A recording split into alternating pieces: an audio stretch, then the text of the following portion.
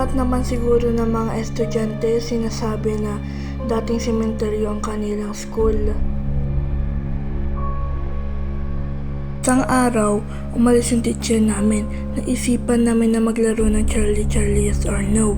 Hindi ba kayo nagtataka kung bakit palaging yes yung tumuturo doon? Ulitin na lang natin.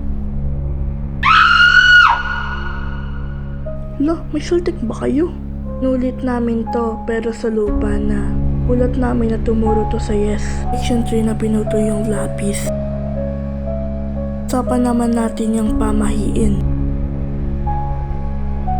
Daw magdala ng pagkain galing sa lamay dahil baka daw sundan ka ng multo o ng patay.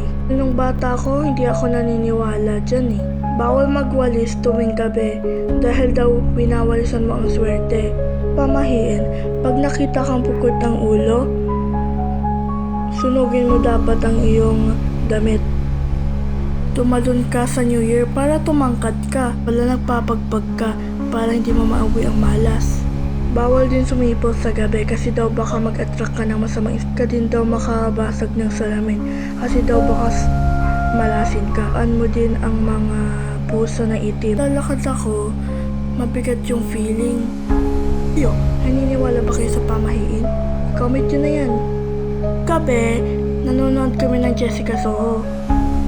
Di noon nakakatakot. Matutulog na kami. Nararamdaman ko na ayoko matulog kasi natatakot ako. Bago tayo magtapos, ipapakita ko muna yung trailer ng bago kong video.